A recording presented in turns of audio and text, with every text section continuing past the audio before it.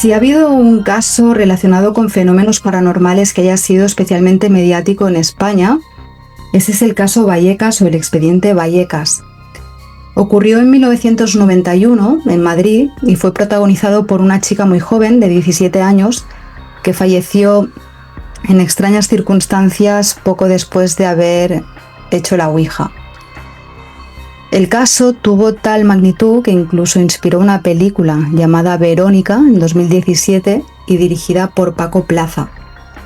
Y ahora la plataforma HBO Max le dedica una serie documental de 3 episodios que se estrenará el 7 de noviembre y cuyo jefe de investigación, David Cuevas, ha tenido la amabilidad de ofrecernos aquí en Rumbo al Infinito una primicia sobre su experiencia en la serie y sobre su visión del producto final, ¿no? Él es periodista y tiene una larga trayectoria investigando estas cuestiones relacionadas con el misterio, con los fenómenos paranormales, con la ufología, además de abordar otras cuestiones igualmente interesantes. Así que, bueno, os animo a seguirlo en redes, os animo a que veáis la entrevista y sobre todo que veáis esta serie documental que desde luego que promete muchísimo. Hasta la próxima. David, ¿qué tal? ¿Cómo estás? Hola, Adriana. ¿Qué tal? Pues hoy encantado de estar aquí en Rumbo al Infinito. Ya pensaba que no querías nada conmigo. Digo, no me quiero entrevistar en su podcast, pero tengo que decir que, visto el nivel de los entrevistados, la verdad es que es perfectamente comprensible que no cuentes con un pringao como yo. Así que enhorabuena por el canal, porque las entrevistas son súper interesantes y, lo que es más importante, el enfoque de las mismas o las informaciones que de ellas se derivan no son más de lo mismo. Y eso, en el mundo en el que estamos del podcasting, en el que pegas una pata a una piedra y hay 20 podcasts o 20 youtubers hablando de estos temas, es de agradecer que al menos, digamos, hay un canal de estas cuestiones en la que prime la originalidad. Y eso yo creo que tiene que tener premio doble. Es un win-win en esto de la divulgación de lo insólito. Bueno, David, muchas gracias. Y no es que no quisiera invitarte antes, es que tú me parece que has estado muy liado. Igual creo que es la primera vez que vienes, pero espero que no sea la última. Bueno, eso se lo dirás a todas, no pasa nada. Que no, hombre, que no. Bueno, has estado muy liado precisamente, entre otras cosas, porque tú siempre estás con 1000 frentes abiertos, por el tema de la serie de HBO que se va a estrenar el 7 de noviembre sobre el caso Vallecas.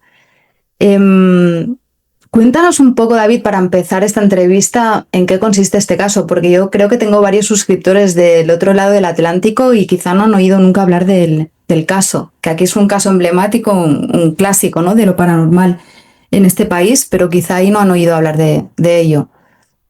Sí, seguro. Es un placer hablar de esta historia contigo. Además, tienes la primicia, es la primera vez que hablo de esta serie, más allá de anunciarla en mis redes y poco más. Y es un placer contarlo y compartirlo tanto contigo como con tus televidentes. El caso Vallecas, pues efectivamente, como tú dices y como dice una vocecilla en off al comienzo del tráiler, estaría en el top 3 de fenómenos paranormales mediáticos en España, que ya de por sí es un buen titular para llamar la atención de aquellos que no sepan de qué va la historia, ¿no? Porque yo creo que lo está, y además lo está por méritos propios. Esta historia tiene lugar a primeros de los años 90. Voy a resumir mucho porque la historia es muy larga, ¿vale? Pero básicamente todo empieza cuando una joven adolescente, Estefanía Gutiérrez Lázaro, hace una ouija junto a sus compañeros de instituto. En esa ouija pasan una serie de cosas que terminan derivando en lo que, según la versión oficial, germinan un comportamiento extraño, esquivo, ausente de la protagonista inicial de esta historia, de la propia Estefanía, esta chica que había hecho esa ouija adolescente con unos compañeros de instituto, ¿no? Empieza a comportarse de forma extraña, en sus familiares no sabe muy bien a qué atenerse, empiezan a llevarla a diferentes médicos y cuando se la está empezando a diagnosticar, por lo que todo apunta a una epilepsia, resulta que esta chica fallece. Hay quien considera que fallece poco después de la ouija, bueno, de esto hablaremos precisamente en Expediente Vallecas, en la nueva serie de HBO Max. Y bueno, lo que genera el punto de partida mediático de la historia es lo que sucede después de la trágica muerte de Estefanía. Muerte que en circunstancias para la familia no aclaradas, ¿vale? Y esto obviamente pues genera múltiples cuestiones que entroncan para muchos con temas relacionados con lo inexplicado o con aquello que no nos cuadra, ¿no? Porque una chica adolescente muere sin más. ¿Hay un motivo médico o hay un motivo sobrenatural? Bueno, es uno de los temas que obviamente trataremos en la serie, ¿no? El punto de partida mediático comienza cuando en esa casa empiezan a pasar fenómenos extraños y llega un momento en que la familia no puede más y pues se pone en contacto en varias ocasiones, pero en una muy concretamente con la Policía Nacional. La policía va a la casa, certifica, por un lado, bueno, que la familia dice que están viviendo fenómenos extraños y por otro, parece ser que algo, una serie de fenómenos extraños suceden delante de la propia policía. Hay un parte de incidencias policial que se ha convertido en histórico en los misterios españoles, porque para muchos es el primer expediente policial que da cuño de veracidad a una serie de fenómenos paranormales, a un poltergeist en una casa, ¿no? Esto no es de todo cierto, hay otros muchos casos, digamos, poltergeist con informes policiales, pero bueno, eso que se ha dicho oficialmente, ¿no? Que era el único o de los pocos. Lo que sí es cierto y es innegable, Adriana, es que estamos hablando de un documento histórico y de que es el caso, el informe policial que narra aparentes fenómenos paranormales más importante de la historia de España. Eso es indiscutible. Bueno, los familiares siguen viviendo ese tipo de fenómenos extraños, pasan por ahí todo tipo de personajes, que es algo que se contará con detalle en la serie documental.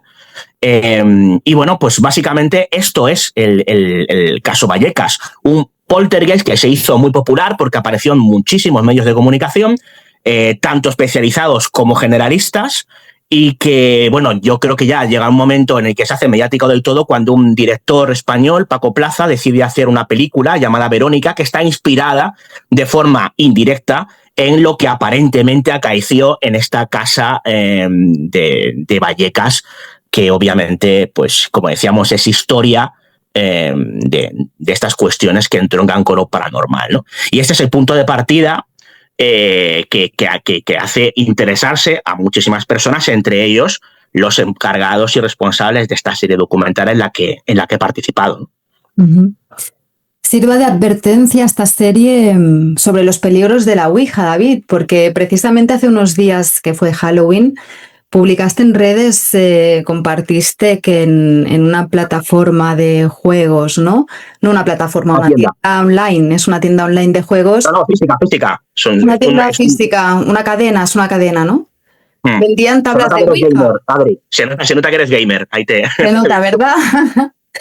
Pues compartiste que se vendían tablas de Ouija, ¿no? Y hacías una reflexión al respecto, porque no es un juego así como para estar... Tiene sus riesgos, ¿no? Y bueno, me gustó la reflexión que hiciste al respecto, porque... No, realmente no hice ninguna reflexión. Dejé una pregunta en el aire. ¿Qué os parece esto, no? La reflexión la hice con otros compañeros. No, yo si quieres te la digo, no tengo problema. Entre líneas, ¿no? De alguna manera sí que se notaba tu reflexión, pero bueno, ¿qué opinas de esto? Que se comercialicen tablas de Ouija de esta manera en torno a estas fechas de Halloween. La reflexión, si ya hubo, los de Game no la pillaron porque acto seguido retuitearon mi mensaje y me respondieron en Twitter. O sea, sí, bueno, te respondieron, ¿eh? Sí, en X, sí, hubo movimiento con eso, ¿no? Pues sí, en una famosísima cadena de tiendas española dedicada principalmente al mundo de los videojuegos, la cadena de tiendas Game, en su catálogo de Halloween remarcaba como uno de los productos estrellas por estas fechas la venta de tablas de Ouija físicas, como si fuera un juguete más. Claro, hablando con nuestro común amigo Alex Escolá, me decía, bueno, es que no deja de ser Peggy 6, o sea, es un producto que se puede vender sin problema a mayores de 6 años, ¿no? Y es un juguete aparentemente arreglado, pero claro, una cosa es la teoría y otra la práctica, y algo en lo que coincidíamos tanto Alex como yo es que no sabíamos si era especialmente responsable poner, digamos, a disposición sencilla de personas adolescentes una tabla Ouija con todo lo que sabemos de la misma y sobre todo y hablo por mi parte, con la gran cantidad de casos que he ido recopilando y la mayoría de las historias que yo he recopilado sobre esta, o que tiene a esta famosa tabla o este mal llamado juego de la Ouija como protagonista, han terminado casi que en tragedia, ¿no? Son experiencias no especialmente agradables por parte de los participantes de la tabla, con lo cual, bueno, pues me sorprendía que en una cadena de tiendas como Endgame vendiesen Ouijas como si nada, ¿no? Y esto lo retrotrae porque efectivamente, mira, yo te diría que si esa carga negativa y demoníaca que tiene la tabla Ouija comienza en el mundo occidental a raíz de una película que todos conocemos y que imagino que casi todos hemos visto, como es El Exorcista, de William Friedkin, primero de los años 70, yo creo que quizá el caso terrorífico de la Ouija por antonomasia en España es precisamente el caso Vallecas. Porque una niña, según algunos, una niña hace la Ouija y muere. En la serie veremos si esto es exactamente así o no, ¿no? Pero eso es lo que se comentaba. Y claro, obviamente, pues una cosa es que tú juegas a la Ouija, aparentemente, Adri, y tengas un disgusto o se mueve un vaso. Sí, un susto. O un susto. Y otra cosa es que te mueras, ¿no? Y siendo adolescente, que no murió una señora de 88 años, ¿no? Adolescente. Entonces, claro, dices, ostras, ¿qué ha pasado ahí? ¿Qué relación hay entre la Ouija y la muerte de esta chica? ¿Y por qué luego pasan cosas extrañas? ¿Y por qué luego va la policía y certifica que aparentemente hay fenómenos extraños? Claro, todo eso parte de una Ouija. Entonces, sí que es verdad que en el caso de Vallecas, la Ouija es fundamental. Es el inicio de todo, ¿no? Y es algo de lo que hablaremos y que se abordará en la propia serie, claro. De hecho, tú has recogido un sinfín de casos, ¿no? de personas que han jugado a la Ouija, y la mayoría siempre son con connotaciones, con componentes negativos. La gente no suele salir muy contenta de estas experiencias, ¿no? Con la Ouija, David. No, ya te lo comentaba antes, Adri. O sea, mi experiencia recopilando ese tipo de historias es que la mayoría, siempre hay excepciones, pero la mayoría de personas que se han metido, digamos, a practicar ese mal llamado juego de la Ouija, pues lo han pasado mal. Son experiencias negativas que en algunos casos incluso obsesivas. Recuerdo una historia muy potente protagonizada por un famosísimo divulgador español, Antonio Runa, es el director del podcast, fantástico podcast La órbita de Endor. Imagino que en España es más o menos conocido en el mundo de la podcastera, ¿no? Y a mí, Antonio Runa me contaba cómo haciendo la mili con un compañero se obsesionó tanto con la Ouija que estuvieron a punto de quitarse la vida, ¿no? Esto es... Sí, o sea, no es lo más común en los casos de Ouija, pero a veces sucede, ¿no? Algo que está respondiendo de forma aparentemente inteligente a nuestras cuestiones cuando, digamos, no tenemos la cabeza lo suficientemente bien amueblada para gestionar que algo esté respondiendo inteligentemente a cosas trascendentes que aparentemente no puede saber, eso puede hacer mucho daño a una mente que no esté lo suficientemente entrenada, ¿no? Y a un adolescente, por desgracia, yo creo, y esto es una opinión personal, que no lo es, ¿no? En absoluto, ¿no? De ahí un poco esta disparidad, ¿no? O esta discrepancia que yo particularmente tengo con el hecho de que se fomente el uso de la Ouija entre personas adolescentes. Entonces, bueno, pues... ¿Por qué crees que es que la mayoría de experiencias son negativas con la Ouija, David? ¿Crees que es por eso que comentas, por una cuestión de inmadurez si lo hace gente joven o incapacidad de la mayoría de personas de gestionar emocionalmente lo que pueda suceder ahí? ¿O tienes alguna otra hipótesis al respecto?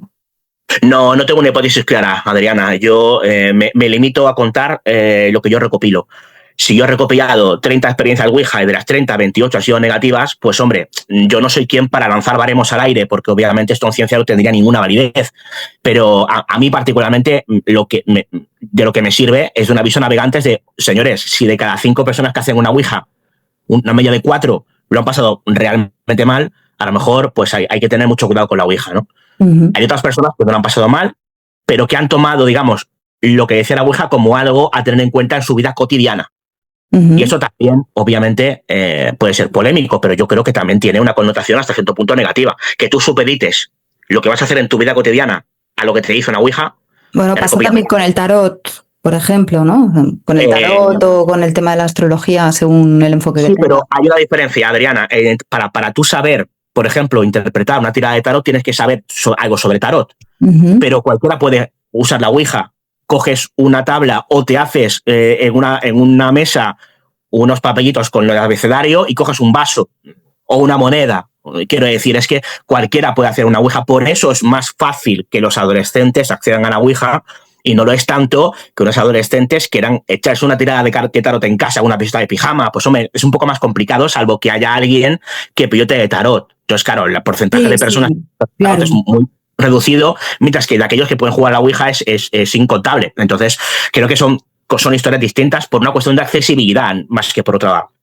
Sí, no, pero me refería más bien a la cuestión, al hecho de supeditar decisiones vitales a un oráculo, ya sea la ouija o el tarot. Pero bueno, es un tema colateral.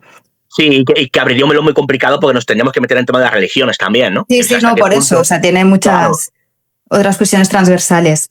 ¿Qué te respondieron los de Game? ¿Qué te dijeron? No, y bueno, hicieron bromas relacionadas con DLCs, con expansiones de juego. Lo que hicieron fue retuitear el mensaje y luego iban respondiendo a personas que iban entrando y haciendo bromas al respecto. O sea, esto no fue muy jocoso, ¿no? A mí no me hizo demasiada gracia porque, insisto, me parece que vender ouijas a menores es un error, pero esto es una opinión, insisto, subjetiva y personal. ¿Es legal hacerlo? Sí, es legal hacerlo. ¿Pueden hacerlo? Pueden. ¿Deben? Ahí la cuestión, ¿no? Uh-huh. Bueno, volviendo al tema de la serie, ¿cómo empezaste? Es tu primera experiencia, ¿no? Una serie de este calibre y con una serie de gran presupuesto en una plataforma tan importante como es HBO. ¿Cómo empezó todo este proyecto? Sí, la verdad es que para mí esto ha sido todo muy nuevo y he aprendido muchísimo, ¿no? Durante todo este trayecto, ¿no? Pues, ¿cómo empezó? Bueno, a mí me contactan en septiembre del año 2023. Me contactan varias productoras. Entre septiembre y octubre, varias productoras, creo que en total unas 5 productoras distintas, interesadas en hacer algo relacionado con el caso Vallecas. Claro, a mí me sorprendió, ¿no? Que de repente tantas productoras interesasen en esto. Bueno, pues fue tal cual, ¿no? Entonces, obviamente tuve que decidir con cuál, bueno, pues con qué productora consideraba que era más interesante, ¿no? O en este caso, sinceramente, más acorde a a la visión que yo tenía de lo que era el caso Vallecas. Y bueno, pues entonces elegí a Buendía. Buendía Studios es una productora muy potente. Tiene una serie de proyectos, de series, de películas que han pegado muy fuerte. Pues, Veneno de los Javis, por ejemplo. Han hecho muchísimas series, ¿no? Y en el mundo de la no ficción, ya un poquito menos de tiempo, pero se les veía con muchas ganas de hacer cosas. Habían hecho también alguna historia interesante, por una historia sobre los geos españoles, también muy, muy chula. Y bueno, la verdad es que la forma que ellos entendían de cómo se debía llevar a cabo esta serie coincidía con la forma que yo consideraba más oportuno para poder hacerlo, ¿no? De forma que, bueno, que empezamos a hablar y bueno, y el proceso fue muy largo. Después, esto te estoy hablando de hace ya, pues imagínate, un par de años, ¿no? 2 años, hace un par de años, ¿no? Claro. Luego, claro, hay meses de parón en los que la cosa está a expensas de unas decisiones u otras, ¿no? Pero básicamente así empezó la historia. Yo consideré que Buendía era la mejor opción, lo mantengo, creo que acerté, creo que la profesionalidad con la que Buendía ha llevado a cabo esta serie, y ahora hablaremos, si quieres, con algunos detalles de la misma, creo que han estado a la altura. Y yo estoy deseando que veáis el resultado, porque han sido 2 años de curro, de las cosas que se ven, pero sobre todo y principalmente, Adri, de las que no se ven, ¿no? Vale. Y bueno, todo lo que es el proceso de la, me lo invento, preproducción, o sea, está la preproducción, la producción y la producción, pero antes de la preproducción hay una preproducción, obviamente, ¿no? Sí, claro, cuando la génesis del proyecto, claro. Claro, y para convencer a personas para que hablen y demás, ¿no? Eso es una labor que hizo la productora principalmente. Yo ayudé lo que buenamente pude. Y bueno, pues básicamente, yo te diría, fíjate, que el trabajo más potente que yo he hecho para la serie fue antes de la propia preproducción de la misma. Uh-huh. Antes de la confirmación de la misma, obviamente para que cuando tú vas a una plataforma, fuimos a varias, ¿no? A ofrecer esto, bueno, pues la plataforma obviamente decide que si se quiere quedar o no con el proyecto en base a no solamente la idea, sino a las personas que se han subido a ese proyecto. Y claro, para conseguir que esas personas se suban al proyecto, obviamente hay un proceso muy complicado, ¿no? Y no es especialmente sencillo. No. Entonces, bueno, pues básicamente así es como se empezó a fraguar y luego, bueno, pues una vez que la serie tiene un desarrollo y ese desarrollo se presenta a plataformas y una plataforma que de primeras se interesó por la historia, como fue HBO. Me hizo mucha ilusión porque yo, si tengo una plataforma favorita, de primeras te digo que es HBO, porque yo he crecido con HBO más que en la infancia, en la posadolescencia. Quiero decir, HBO para mí, o sea, ha sido Oz, Los Soprano, A 2 metros bajo tierra, Carnival, El Séquito, The Wire, The Night Of, no sé, podría estar diciendo series de HBO flipado durante un buen rato. Y para mí, la plataforma que para mí, que cambió el mundo de la ficción televisiva, y no es algo que compile solamente yo, sino que lo que es la tercera ola de la televisión, de alguna forma, esa nueva tercera ola, empieza precisamente con una serie como Los Soprano, con el permiso de The West Wing, ¿no? Del lado oeste de la Casa Blanca, y es de alguna forma la plataforma que pone de moda aquel eslogan de no es televisión, es HBO, ¿no? Y empezó a hacer una serie de una forma muy diferente a como se nos tenía acostumbrados previamente, con todas, digamos, las ataduras que tiene la publicidad y otra serie de cuestiones que se saltaban a la torera. Y se ejemplificó muy bien, principalmente con la serie que pegó más el pelotazo en HBO en aquella época, como fue Los Soprano, ¿no? De Juego de Tronos no vamos a hablar ahora, quiero decir, ya sabemos todos lo que es HBO, ¿no? Entonces, a mí particularmente, y esto es una opinión personal, me hizo mucha ilusión que se interesase de la forma que lo hizo HBO y que decidiese, bueno, pues sacar adelante esta historia con buen día. Uh-huh. Igual has dicho que se pusieron en contacto contigo varias productoras en la misma época. ¿Lo he entendido bien? ¿Y sí. Hubo un detonante? ¿Por qué de pronto se interesaron por realizar un documental del caso Vallecas? No lo sé. Tengo que serte sincero, no lo tengo claro. Hay teorías al respecto y demás. Yo lo hablé con por aquel entonces Irene del Cerro, que Irene del Cerro es para mí el corazón principal de la serie documental desde el inicio. Luego, obviamente, se fue subiendo gente de lo más competente y sin la cual no se hubiera podido hacer, ¿no? Pero Irene del Cerro fue la persona con la que yo más hablé en aquella digamos, fase de, como te decía, de preproducción. Y esto lo comentamos, ¿por qué, no? ¿Por qué habrá pasado? Y había teorías, pero no había nada claro. No sé exactamente cuál fue el motivo. Pero sí, lo cierto es que decirte que solamente hubo una productora interesada en hacer esto sería mentir. O sea, hubo varias. Y bueno, pues obviamente yo consideraba que era lo lógico, hablé con varias, ¿no? Y la que más, insisto, la que más me convenció a la hora de poder sacar adelante este proyecto fue un buen día, cosa que, insisto, que celebro a día de hoy, ¿no? Una vez que la serie ya se ha realizado y está a puntito de estrenarse en cuestión de nada, de días. El día 7 de noviembre, concretamente, ¿no? Viernes. Son 3 capítulos, ¿verdad? Son 3 capítulos y saldrán uno por semana, David. ¿Funcionará? Efectivamente. Son 3 capítulos. El primer capítulo se estrena este viernes 7, el siguiente el próximo viernes 14 y el último el viernes 21. No sé la hora de emisión, aquí la verdad es que no lo tengo muy claro, imagino que desde por la mañana o a mediodía, y ya quedará obviamente en bajo demanda, o sea, se podrá ver cuando ya su usuario de HBO lo considere oportuno, ¿no? Son 3 capítulos de unos 50 minutos de duración aproximadamente, en los que se cuentan muchísimas cosas.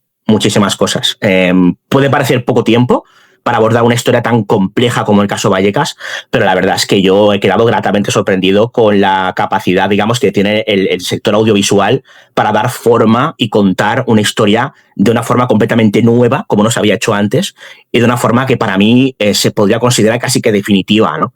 A la hora de explicar una historia que hemos comentado muy por encima, Adri, en qué consiste, pero claro, hay muchas más capas, muchas más cosas, hay bastantes giros en la historia y es una historia que fascinó tanto a esta productora como a otras, insisto, que se interesaron, vieron ese potencial y bueno, y la plataforma también, ¿no? Entonces, bueno, pues quiero decir que la historia realmente va más allá de un simple caso poltergeist en el que pasan cosas en una casa y una policía que llega y que aparentemente verifica lo que hay, ¿no? La historia tiene mucho más capas, obviamente, que yo creo que van a sorprender bastante a la mayoría de la gente que se acerque a esta expediente Vallecas.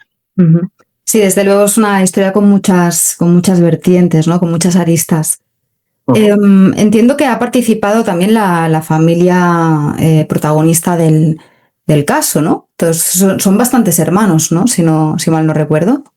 Sí, han participado la mayoría. Ha participado tanto Ricardo como Maxi, ha participado Querubina y ha participado la madre, Concepción.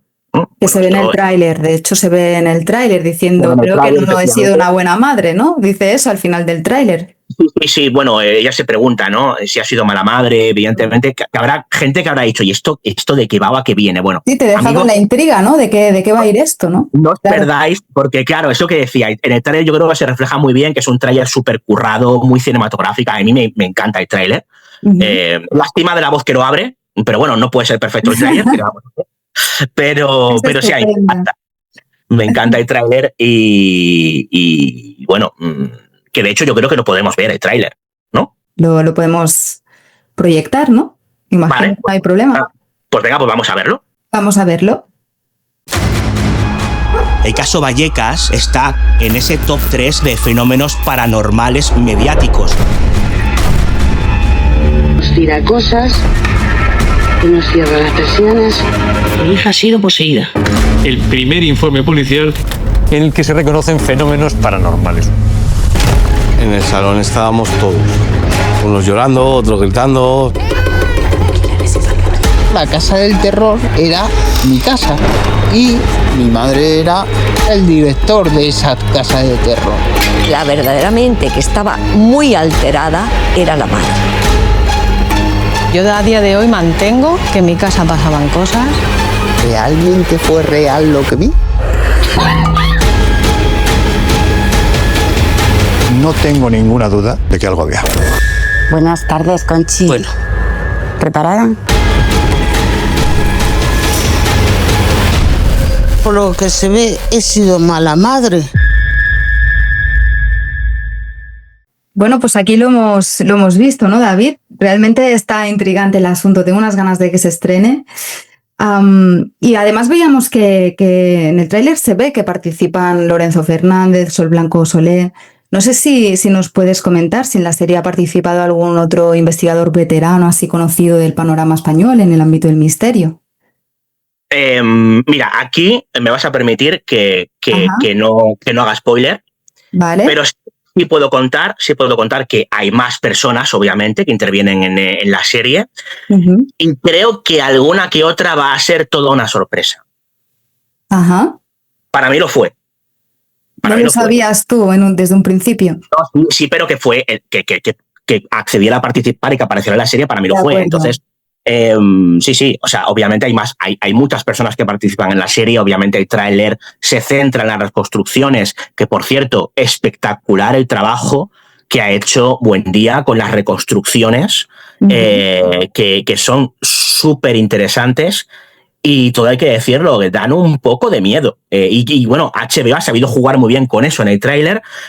Y obviamente el protagonismo principal recae en la familia Gutiérrez Lázaro, como debe ser, porque ellos son los protagonistas de la historia. Pero digamos que junto a la familia intervienen otra serie de personas que para mí aportan algo absolutamente indispensable para que se entienda, digamos, todo el contorno que conforma esta historia.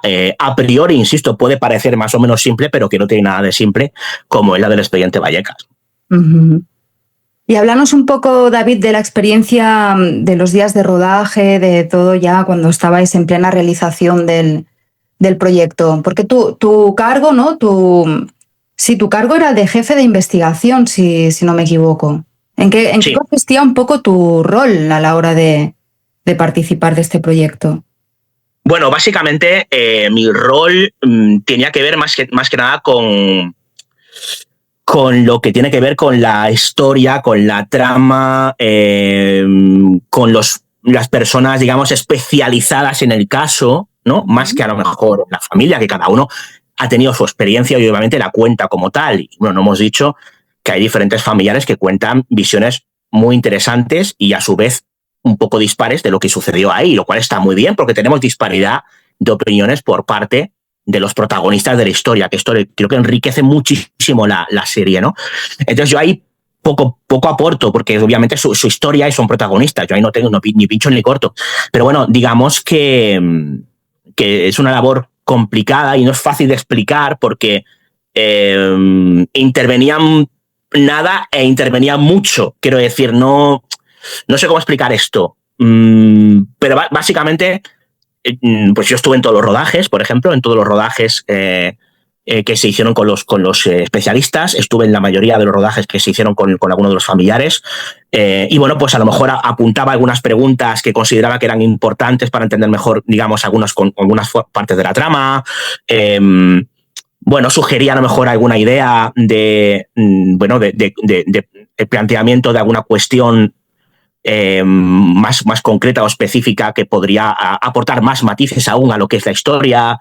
Bueno, ya te digo que principalmente mi trabajo fue más en esa preproducción que luego en la producción en sí, porque obviamente los profesionales obviamente son los guionistas y la directora Noemi Redondo, que ha hecho un trabajo espectacular, los productores ejecutivos, Jorge, que es el productor, el director del apartado de no ficción de Buen Día, y a propia Irene del Cerro, que como te decía es con quien empecé toda esta historia en un principio, ¿no? Y ahí, claro, mi intervención es más anecdótica, ¿no? Ahí he aportado algún granito de arena en cuestiones puramente informativas, pero en otras cuestiones ahí obviamente los profesionales son los que son. Yo ahí no tengo nada que ver ni con la iluminación, ni con la dirección, ni con la factura, ni con la fotografía, ni con las recreaciones, las construcciones. Yo les he hecho un vistazo, me parecieron brutales, o sea, una pasada. Entonces, en ese proceso de preproducción, producción y postproducción, mi intervención fue, digamos, muy concreta, muy específica, con algunas informaciones, digamos, muy pormenorizadas, más que el contexto de la serie en sí. Mi labor estuvo más relacionado con esa preproducción, con lo que pasó antes de la preproducción e incluso antes de la preproducción. David, y un tema que me parece interesante es ¿qué tratamiento le dio la prensa de la época al caso Vallecas? ¿Qué tratamiento se le dio? ¿Me sabrías decir un poco las líneas que se tomaron en este sentido? Hubo un poco de todo. En la serie se habla de este tema. Hubo un poco de todo. Como decíamos antes, el caso va más allá de la prensa especializada, o sea, de la revista Más Allá, por ejemplo, o de algunos boletos de la época, y trasciende, digamos, a periódicos de tirada nacional, Tribuna, por ejemplo, y otros que se hicieron eco de esta historia, no solamente en prensa escrita, sino radiofónica y televisiva. Y de esto es un tema, sobre todo el televisivo, el audiovisual, ¿no? Es algo en lo que la serie, ya estoy adelantando mucho, es lo que la serie, digamos, hace una disertación, bajo mi humilde opinión, bastante fascinante de parte de, digamos, de la responsabilidad de que esta historia fuera tan mediática. Es algo que se analiza en la serie y que podremos ver de forma bastante pormenorizada, ¿no? Concretamente creo que es en el capítulo 2, ¿no? Si mal no recuerdo, porque los he visto varias veces, los 3 capítulos, y ha habido como mucho baile de contenidos, ¿no? Obviamente, del montaje inicial a los montajes finales, pero sí, ya te digo que es un tema que abordamos en la serie, que se aborda y que queda muy bien explicado, ¿no? Y muy bien ejemplificado, más allá de lo que yo te pueda contar aquí ahora mismo. Está bien. No, pero por lo que cuentas parece que es una serie muy completa, ¿no? Si cuenta con material de archivo, cuenta con entrevistas a investigadores que se han especializado o que han profundizado mucho en este caso, con los familiares. Tiene también la parte de las recreaciones y tiene una pinta, pues bueno, que yo entiendo que mucha gente tiene muchas ganas de verla. Sí. Parte de mi trabajo ha sido también ese, ¿no? Intentar que la serie fuera muy fiel a los hechos tal y como acontecieron, o tal y como se fueron recopilando, o tal y como se fueron transformando con el paso del tiempo, ¿no? Y yo creo que eso la serie lo cumple a las mil maravillas, ¿no? Entonces, bueno, ya iréis y podréis ver concretamente toda esa génesis, todo lo que se deriva de una historia que, como decíamos, tiene muchísimas capas y que es tan compleja como fascinante. ¿Qué repercusión crees que tendrá esta serie, David? ¿Crees que va a poner patas arriba el caso? ¿Qué huella crees que dejará en la gente? Bueno, yo te agradezco que me consideres una especie de Nostracuevas o algo así, pero te has equivocado de invitado. No tengo ni idea. Adri, no tengo ni idea. O sea, yo estoy deseando que la veáis, pero una vez que la serie se emite, obviamente pues tiene su propio camino. Yo creo que va a gustar mucho en líneas generales. Sobre todo para aquellos que no tengan mucha idea de lo que es el caso Vallecas, queda todo muy bien explicado, se van a sorprender muchísimo. Y para aquellos que conozcan el caso con más detalle, también se van a sorprender porque hay revelaciones y datos muy concretos y que son muy llamativos en diferentes sentidos. No voy a ahondar aquí ahora mismo, ¿no? Y que ya te digo que llama mucho la atención. Es una serie que tiene misterio, que tiene un punto de true crime, que tiene un punto policial, que tiene un punto de análisis de medios de comunicación, que tiene un punto social. O sea, hay muchísimas capas que todas y cada una de ellas creo que quedan bastante bien representadas en esta serie, en estos 3 capítulos, y que es algo que nunca se ha hecho. Quiero decir, es que la manera en la que se cuenta, cómo lo hace, el formato audiovisual, la factura que tiene. A ver, vamos a ver, estamos hablando de HBO, quiero decir, cuando HBO de alguna forma se encarga de sacar adelante una serie, independientemente de la productora, obviamente la serie tiene una calidad que supera con creces la media de este tipo de productos. Y si a eso sumamos la experiencia y la profesionalidad con la que Buendía ha llevado a cabo esto, la verdad es que el resultado me parece bastante inmaculado. Pero insisto, a lo mejor yo no soy el más objetivo, yo te doy mi punto de vista, aunque también tengo que decir, y tú lo sabes muy bien, Adri, que yo soy muy exigente. Yo soy muy exigente con los datos, con todo lo que tiene que ver con la representación de algo que al fin y al cabo ha sido un hecho real y que yo durante mucho tiempo he investigado, ¿no? Y tú lo sabes bien, y seguramente algunos de los que nos estén viendo, que he dedicado mucho tiempo a este tema, ¿no? Entonces, para mí era importantísimo que quedara bien reflejado lo que es la historia real, y creo que se ha cumplido con creces por parte principalmente de Buendía, y que la producción, digamos, y todo lo que tiene que ver con la marca, con el sello de HBO Max, yo creo que ya ha rematado la faena de forma inmejorable para una serie que yo creo que hará historia dentro de lo que es el misterio nacional, ¿no? Sí, había que hacer un documental sobre este caso tan emblemático, ¿no? Para España en el terreno de lo paranormal. Y David, bueno, en una segunda entrevista pues me gustaría abordarla de otra manera, ¿no? Que nos expliques más los entresijos de cómo fue tu entrada en este caso, en el que has invertido pues mucho tiempo y mucho esfuerzo, y ha sido, creo, un caso especial para ti de alguna manera, y más después de esta experiencia. No sé si quieres hacer alguna reflexión final, comentarnos alguno de tus aprendizajes más importantes después de todo esto, y ya te dejo tranquilo. No, a ver, yo he aprendido mucho de temas de los que yo no tengo en general ni puñetera idea, ¿no? Relacionados con una producción de estas características y de este tamaño, que es un tamaño bastante importante. Eso no tiene nada que ver con otras cosas que se han hecho con muy buena intención, obviamente, y con una manufactura muy interesante, pero claro, no es una producción de HBO, ¿no? Entonces, con todo lo que ello conlleva. Y cómo cuidan cada detalle de lo que se hace, ¿no? Entonces yo he aprendido mucho, obviamente, en el proceso de preproducción, en el proceso de la producción, en los rodajes, en la postproducción, y la verdad es que para mí ha sido principalmente un aprendizaje, ¿no? Un aprendizaje en el que me he dado cuenta de cómo se trabaja, de lo durísimo que se trabaja una serie de estas características. Te puedo contar, espero que no se me enfaden, yo creo que esto lo podré contar, ¿no? Que mis compañeras de la serie, ¿no? O sea, Noemí Redondo, Irene del Cerro, es que había días que prácticamente ni dormían. Y yo lo sé porque estaba con ellas todos los días en rodaje, ¿no? Uh-huh. Y se preocupaban por cada detalle, cada cosa que surgía, cada mínimo destello de algo que puede pasar inadvertido para la mayoría de los televidentes, pero que está ahí también, ¿no? Todo está calculado a dedillo en ese sentido, ¿no? Y cualquier mínima cosa o cuestión relacionada, me lo invento, con el permiso para que haya o no pueda haber una máquina tragaperras en un bar en el que se está grabando, pues eso puede paralizar durante varios minutos u horas una producción, por ejemplo, ¿no? Cosas de este tipo que yo he alucinado y que son fascinantes, ¿no? Y que ni por asomo me encuentro pues cuando hago un podcast, ¿no? En el que principalmente lo que hago es sonido, ¿no? No sé si daré el paso de hacer algo más audiovisual, pero de momento ahí estamos, ¿no? Uh-huh. Entonces, bueno, lo dicho, yo estoy deseando que la gente la vea. No sé si compartirán o no mi entusiasmo, que creo que es palpable por este producto, por esta historia. Y bueno, pues obviamente cualquier opinión, tanto para bien como para mal, pues será bien recibida, ¿no? Nunca va a llover a gusto de todos, y más en un asunto tan complejo como este, pero creo que la forma más adecuada para conseguir lograrlo, si es que se logra, yo creo que lo ha podido y para mí se ha realizado con un aplomo brutal, tanto por parte de Buendía Estudios como por parte de HBO Max, ¿no? Pues el 7 de noviembre tenemos una cita, David, y espero que aquellos que nos estén viendo o escuchando se animen a verle esta serie y a conocer este caso si es que no lo conocen.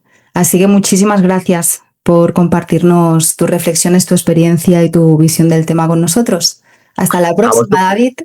A vosotros, y cualquier persona que tenga la más mínima duda o quiera preguntar algo al respecto y demás, pues ahí podéis contactar en Instagram, me tenéis como David Cuevas Insta, o me tenéis también por ahí en correo electrónico, dimensionlimite@gmail.com, por ejemplo. Y bueno, puede que haya alguna novedad. ¿Lo digo o no lo digo? ¿Lo digo? Dilo. ¿Lo digo? Claro, dilo. Pues hoy es el día de las primicias, Adri. El día de las primicias, por supuesto. Aunque esta última no va a interesar un carajo a nadie, pero bueno. Sí. Pues llevo dándole vueltas varios días a una idea en la que me han insistido muchísimas personas y no miro a nadie, Adri, constantemente, y finalmente creo que voy a dar el salto y voy a crear mi propio canal de YouTube. ¿Hay nombre? Provisional. ¿Lo digo? Dilo. Mira, además, tú no lo sabes todavía porque me lo han propuesto otros amigos. A ver qué te parece. A mí, yo no sé, a mí no sé si me acaba de convencer o no, pero me han insistido bastante. Expediente Cuevas. ¿Expediente Cuevas? ¿Le vas a llamar Expediente Cuevas? ¿Qué te parece? Pues me gusta, no está mal. Expediente Cuevas. Mira, es una opción. Es una opción. Pero bueno, ya veremos qué pasa en los próximos días. Está bien. Expediente Cuevas. Si necesitas una voz, ya sabes. Expediente Cuevas. Por favor, eres la voz, tú eres la voz de Testigo de L, por ejemplo, de uno de mis podcasts, ¿no? De Dimensión Límite. Y también a veces por ahí en algún otro, pues aportando esa voz maravillosa que tienes. Así que ni que decir tiene que cuento contigo para labores tanto de las que se ven o escuchan como de las que no se ven. Que en esas yo ando bastante poco ducho, todo hay que decirlo. Bueno, ya irás teniendo rodaje, David. Un beso y hasta la próxima. Gracias por venir a Rumbo al Infinito. Aleluya, por fin. Hasta la próxima. Gracias por invitarme. Aleluya, por fin. Y bueno, pues para mí un placer haberte dado esta primera entrevista sobre algunos entresijos, sobre un trabajo que llevamos realizando 2 años y que me hace mucha ilusión. Muy bien, pues hasta la próxima. Adiós. Chao.